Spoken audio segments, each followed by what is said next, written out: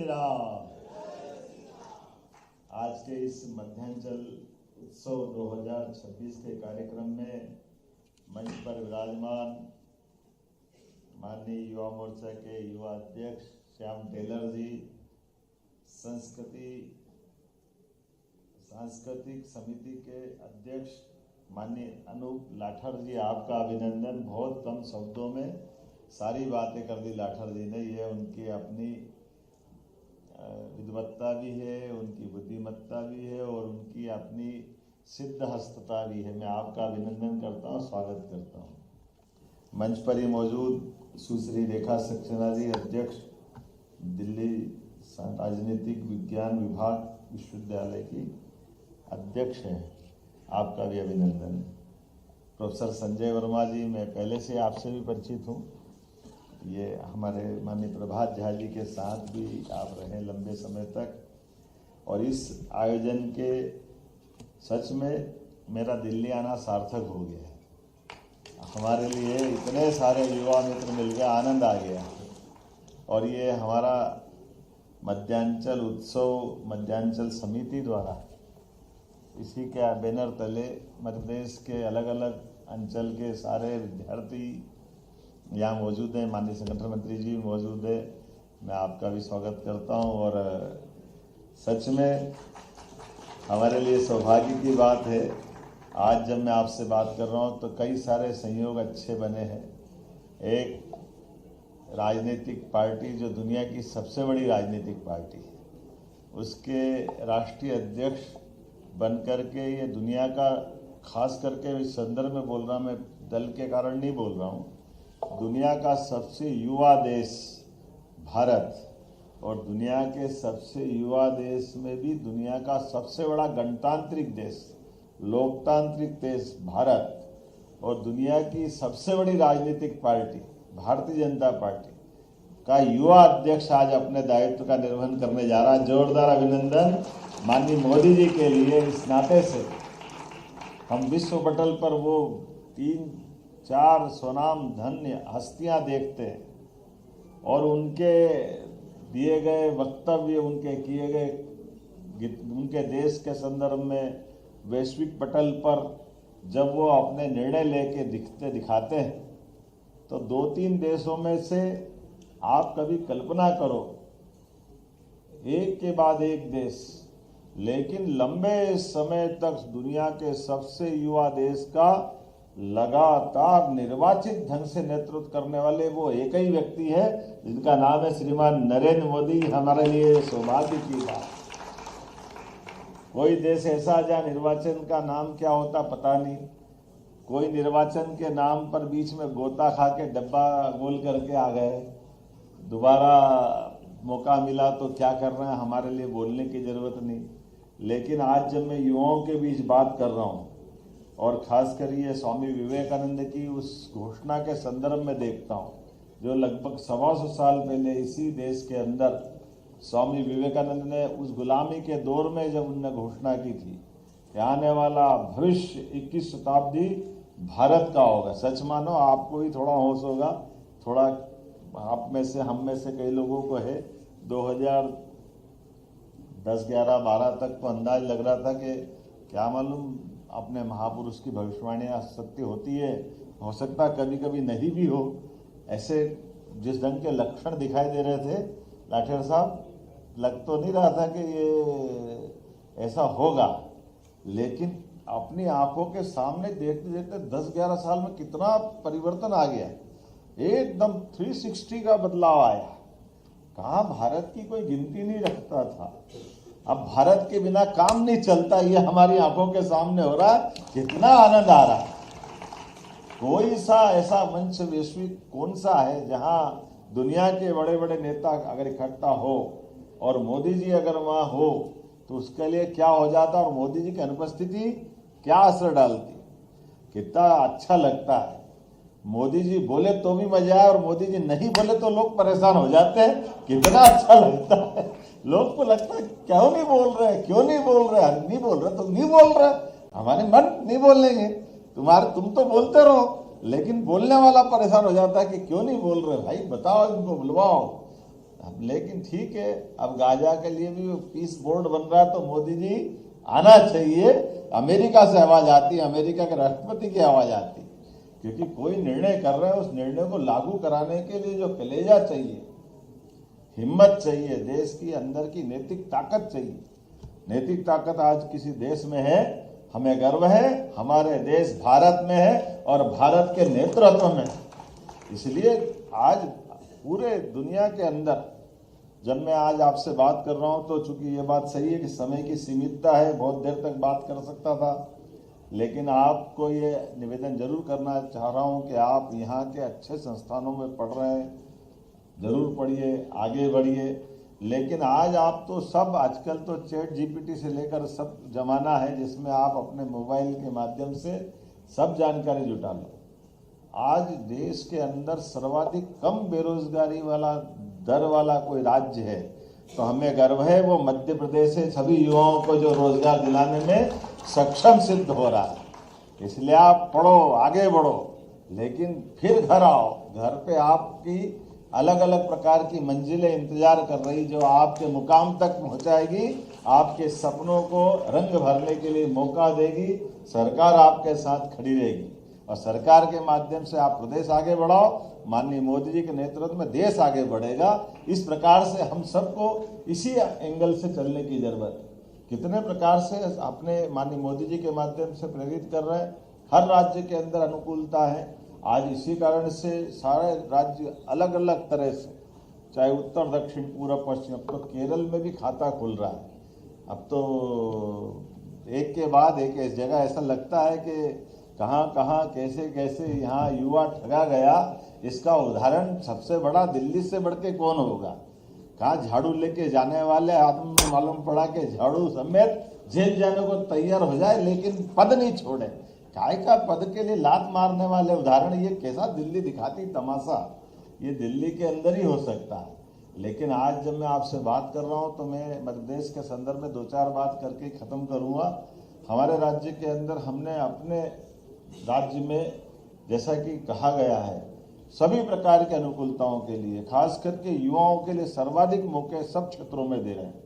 युवाओं को आगे बढ़ने के लिए वो जो श्याम ने कहा सही है, हमारे युवा नौकरी की पाने वाले बने, उनका मन है तो जरूर बने, लेकिन नौकरी पाने के बजाय नौकरी देने वाले भी बने।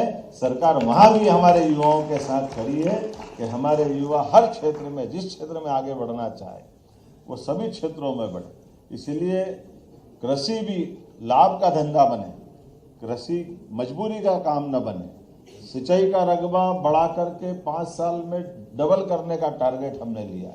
मेडिकल कॉलेज 2 साल में, कहाँ 55 साल में 5 मेडिकल कॉलेज खुले, कहाँ 2 साल में हमने 7 मेडिकल कॉलेज खोल दिए और 3 साल में 20 मेडिकल कॉलेज खोलेंगे। ये हमारे अपने काम करने की गति है।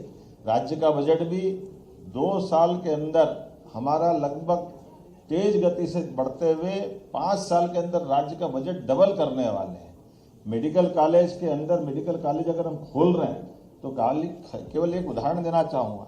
हमारे पीपीपी मॉडल पर लाठेर साहब मेडिकल कॉलेज अगर खोलना है तो हमने कहा 1 रुपये में मेडिकल कॉलेज पीपीपी मॉडल पर हम खुलवा रहे हैं कि हमारा हॉस्पिटल 300 बेड का सरकार के माध्यम से एजेंसी को देंगे, 25 एकड़ जमीन भी देंगे, वो अपना पीपीपी मॉडल पर केवल हॉस्टल और पढ़ाने की व्यवस्था बना ले। लेब हमारी हॉस्पिटल के रूप में जो उनके काम आएगी, वहाँ वो doctor, paramedical staff, nursing staff, ये सब हम निःशुल्क देने वाले।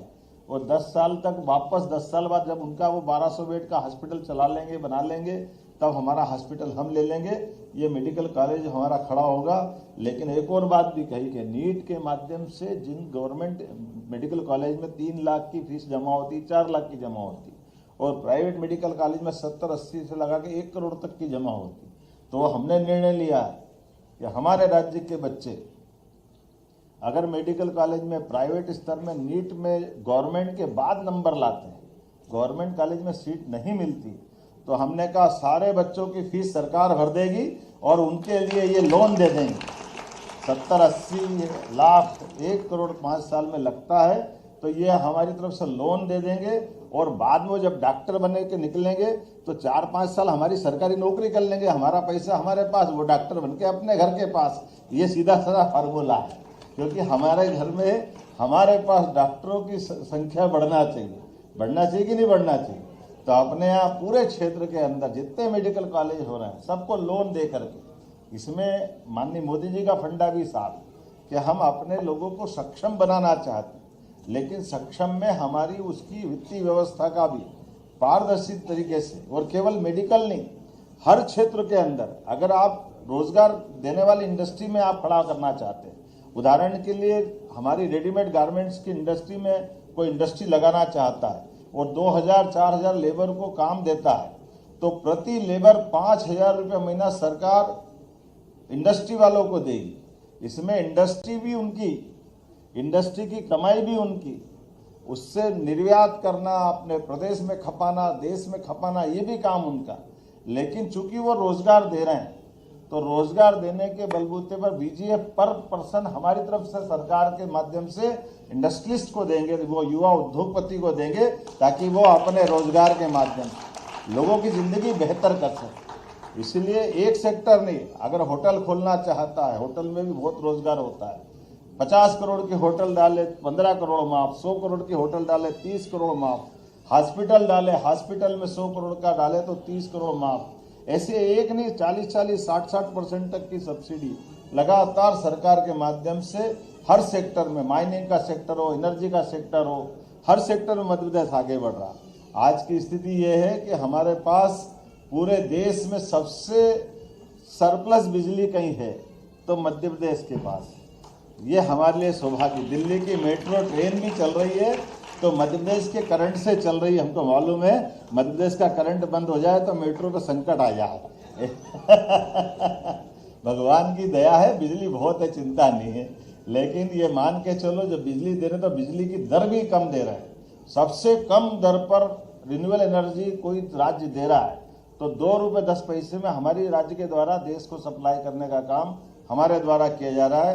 थर्मल पावर इंडस्ट्री के माध्यम से भी 5 रुपया 10 पैसे का भाव, आमतौर पर बिहार से लेकर सारे राज्यों ने जब रेट निकाले तो उनके रेट ज़्यादा है, लेकिन हमारे यहाँ अपनी माइनिंग सेक्टर में भी सबसे ज़्यादा गति से माइनिंग सेक्टर के अंदर अपने भारत सरकार की गाइडेंस में सबसे अच्छे ढंग से रोजगार दिलाने के लिए सभी क्षेत्रों में। और इसीलिए भाग्य की बात भी है, हमारे यहाँ कोयला भी है तो हीरा भी है, पन्ना भी है तो चीता भी है। आप दुनिया के अंदर चीता ढूंढते फिरो, लेकिन अपनी अनुकूलता के बलबूते पे चीता उछलता कूदता हुआ हमारे राज्य में अपनी आबादी के साथ परिवार भी बढ़ा रहा। और एक नहीं, अब 3-3 हमारे चीता अभयारण्य के रूप में स्थापित हो रहा है। पूरे देश में सबसे ज़्यादा टाइगर भी कहीं पाए जाते हैं तो मध्य प्रदेश में पाए जाते हैं। मुझे इस बात का आनंद है। और अब तो कश्मीर में शिकारे लेने की जरूरत नहीं, शिकारे भोपाल के तालाब में भी चल रहे हैं। हमारे लिए वो आनंद भी देगा। कहाँ ठंड में जाओ तो जाओ, नहीं तो मत जाओ, भोपाल के तालाब में चला लो तो भी शिकारे चल जाते हैं। इतना अच्छा लगता शिकारे चलाने का आनंद। आप घूमते घामते शिकारे में चाय पीना हो, कोई सामान खरीदना हो, प्राकृतिक आजकल सब्जी भाजी भी वहीं मिल जाती है। और आप तो फिल्म इंडस्ट्री से भी आपका संबंध आता हो, आप फिल्म बनाओ 10 करोड़ की, 2 करोड़ हम उसमें भी माफ कर देते। हमारे राज्य के अंदर कोई फिल्म बनाए फिल्म पॉलिसी के माध्यम से, टूरिज्म पॉलिसी के माध्यम से, भारतीय भाषाओं में भी करते हैं। आप बता, भाषा सब हमारी है। हम तो मध्य में बैठे, पूरब पश्चिम उत्तर दक्षिण, कोई कहीं से भी आएगा हमारे पास ही तो आएगा। ना घाम लगे ना ठंड, सबसे बड़ा बुंदेलखंड। इतना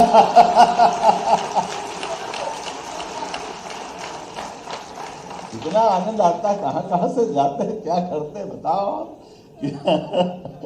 आज के इस अवसर पर मैं बहुत देर तक बोल सकता हूँ, लेकिन आपको सबको देख के आनंद आ गया, लगा दिल्ली सफल हो गई है, मजा आ गया अपना आज की यात्रा आपका बैनर देख करके।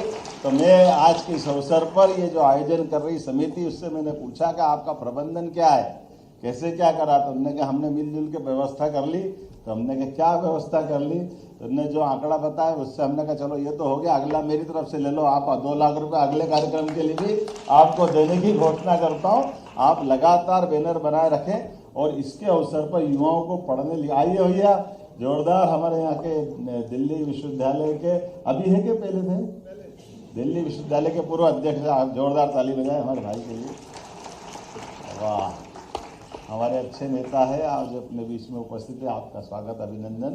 तो ये हमारा बैनर काम करता रहे और इसके लिए जो बन पड़े, जैसा चाहिए, सरकार आपके साथ है। आज का खर्चा तो मेरी तरफ से ले लेता हूँ और अगला भी आप मांगो वो भी देने की घोषणा कर देता हूँ, कोई तकलीफ नहीं।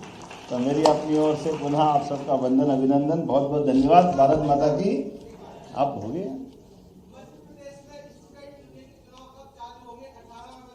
तुमको कब चाहिए तो बता दें, हो जाएंगे।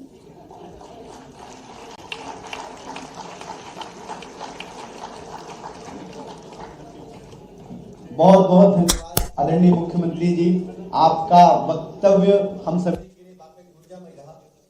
यहाँ पे कुछ ऐसे छात्र उपस्थित हैं जो मध्य प्रदेश के छोटे छोटे कस्बों से आके दिल्ली विश्वविद्यालय के छात्र संघ के चुनाव में अध्यक्ष।